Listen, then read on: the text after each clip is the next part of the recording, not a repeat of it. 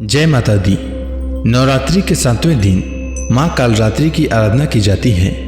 देवी दुर्गा का यह रूप क्रोधित है, लेकिन कालरात्रि माता अपने भक्तों के लिए कोमल हृदय रखती हैं। मान्यता है कि माता कालरात्रि अपने भक्तों की पुकार बहुत जल्द सुनती हैं और उन्हें कष्टों से उबारती हैं।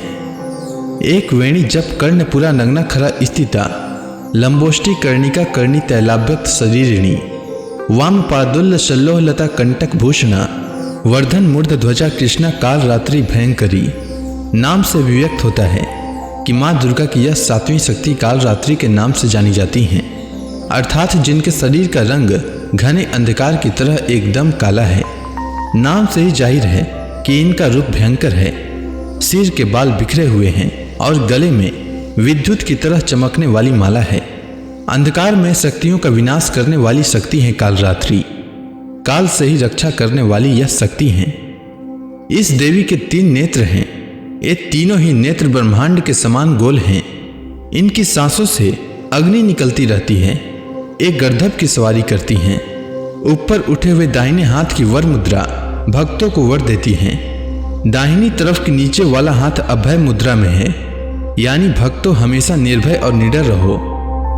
बाईं तरफ के ऊपर वाले हाथ में लोहे का कांटा है तथा नीचे वाले हाथ में खड़ग है। इनका रूप भले ही भयंकर हो, लेकिन ये सदैव सुफल देने वाली माँ हैं। इसीलिए ये शुभम करी कहलाई, अर्थात इनसे भक्तों को किसी भी प्रकार से भयभीत या आतंकित होने की कतई आवश्यकता नहीं है। उनके साक्षात्कार से भक्त पुण्य का भागी बनता है।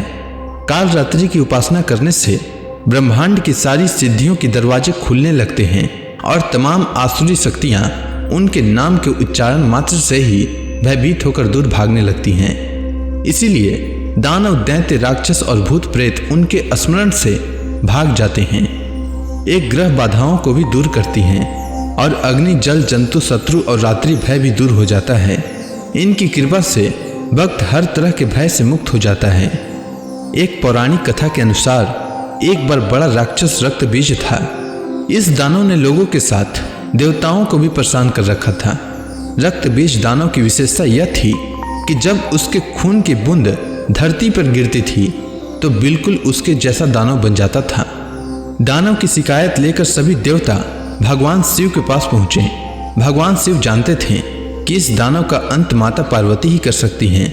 भगवान शिव ने माता से अनुरोध किया। इसके बाद माँ पार्वती ने स्वयं शक्ति संधान किया। इस तेज ने माँ कालरात्रि को उत्पन्न किया। इसके बाद जब माँ दुर्गा ने दैत्य रक्त बीज का अंत किया, तब उसके शरीर से निकलने वाले रक्त को माँ कालरात्रि ने जमीन पर गिरने से पहले ही अपने मुख में भर लिया।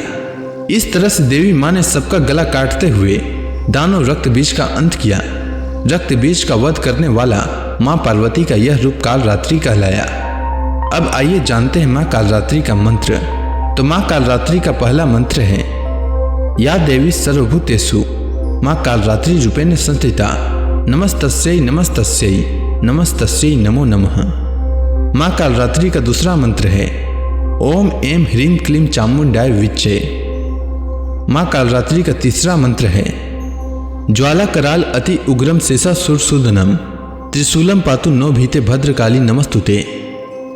माँ कालरात्रि का तीसरा मंत्र है, ओम देवी कालरात्रै नमः। माँ कालरात्रि का बीज मंत्र है, क्लीं ऐं श्रीं कालिकाय नमः।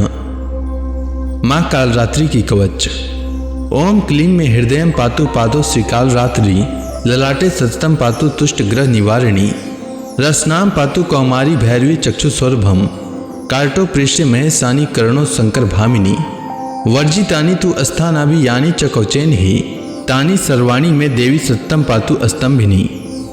माँ कालरात्रि का स्तोत्र पाठ, ह्रीं कालरात्रि श्री कराली च क्लीं कल्याणी कलावती काल माता कली दर्प धनी कम देश कुपान्विता काम बीज जपानदा काम बीज स्वरूपिणी कुल तिग्नि कुली नर्तिनाशिनी कुल कामिनी क्लीं ह्रीं श्रीं मंत्र वर्णेन काल कंटक घातिनी कृपामयी कृपा धारा कृपा पारा कृपा गामा। अब आइए जानते हैं माँ कालरात्रि की पूजा विधि। तो नवरात्रि के 7वें दिन सुबह में स्नान आदि से निवृत्त होने के बाद स्वच्छ वस्त्र धारण करें। फिर माँ कालरात्रि की विधि विधान से पूजा अर्चना करें। देवी को अक्षत, धूप, गंध, रात रानी पुष्प और गुड़ का नैवेद्य आदि विधि पूर्वक अर्पित करें। अब दुर्गा माँ की आरती करें। इसके बाद ब्राह्मणों को दान दें। इससे आकस्मिक संकटों से आपकी रक्षा होगी। माँ कालरात्रि की आरती और पूजा के समय अपने सिर को खुला न रखें।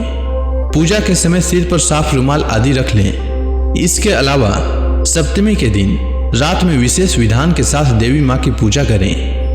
माँ कालरात्रि को रात रानी का फूल बेहद प्रिय है। अगर आप माँ कालरात्रि को प्रसन्न करना चाहते हैं तो रात रानी का फूल उन्हें अवश्य अर्पित करें। माँ कालरात्रि को गुड़ बेहद प्रिय है, इसीलिए महासप्तमी पर माँ कालरात्रि की पूजा करके उन्हें गुड़ या उससे बने मिठाई का भोग जरूर लगाएं। उम्मीद है आपको माँ कालरात्रि की कथा अच्छी लगी होगी। धन्यवाद।